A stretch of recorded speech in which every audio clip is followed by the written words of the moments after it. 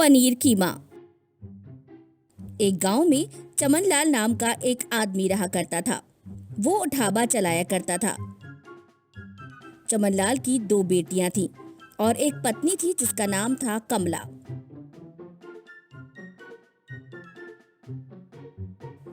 चमनलाल को अपनी बेटियों की बहुत चिंता थी क्योंकि उसको उनकी शादी करनी थी।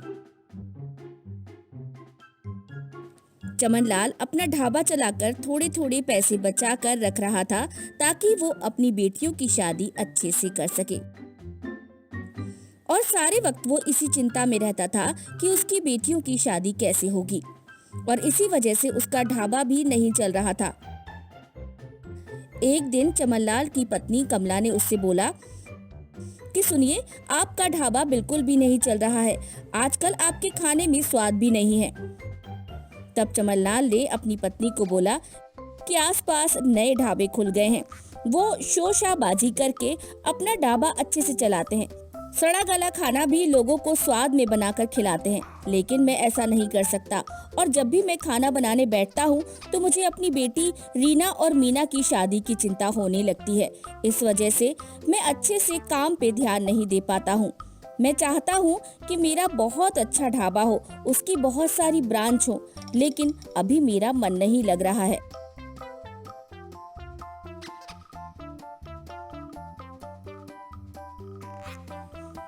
ये सारी बातें रीना और मीना सुन रही थी और वो अपने पिताजी से बोलती हैं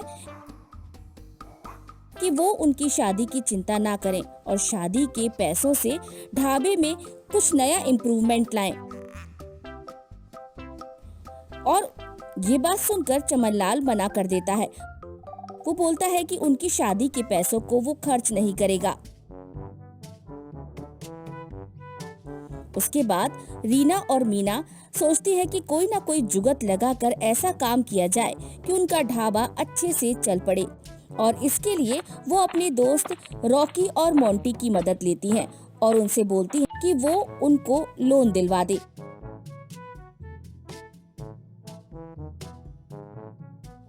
रॉकी और मोंटी अपने एक दोस्त के बारे में बताते हैं जो एक बैंक में लोन ऑफिसर होता है, और रॉकी और मोंटी उन दोनों से बोलते हैं कि अगर वो कुछ अच्छा बना के खिलाती हैं उनके दोस्त को तो वो जरूर उनको लोन दिलवा देगा। उसके बाद रीना और मीना पनीर का कीमा बनाती हैं जो कि बहुत ही ज्यादा स्वादिष्ट बनता है। रॉकी और मोंटी अपने दोस्त को लेकर आते हैं जो कि लोन ऑफिसर होता है, और वो रीना और मीना के हाथ का पनीर कीमा खाता है और उसके बाद बहुत ही खुश हो जाता है और बोलता है कि मैं तो नॉनवेज खाता ही नहीं हूँ, लेकिन तुम्हारे हाथ का पनीर कीमा खा के ऐसा लग रहा है कि मैं नॉनवेज खा रहा हूँ, और तुम्हारा ये पनीर कीमा बहुत ही अच्छा चलेगा। इससे तुम्हारा ढाबा फेमस हो जाएगा, मुझे पूरा यकीन है। और वो लोन ऑफिसर उन दोनों को लोन दे देता है।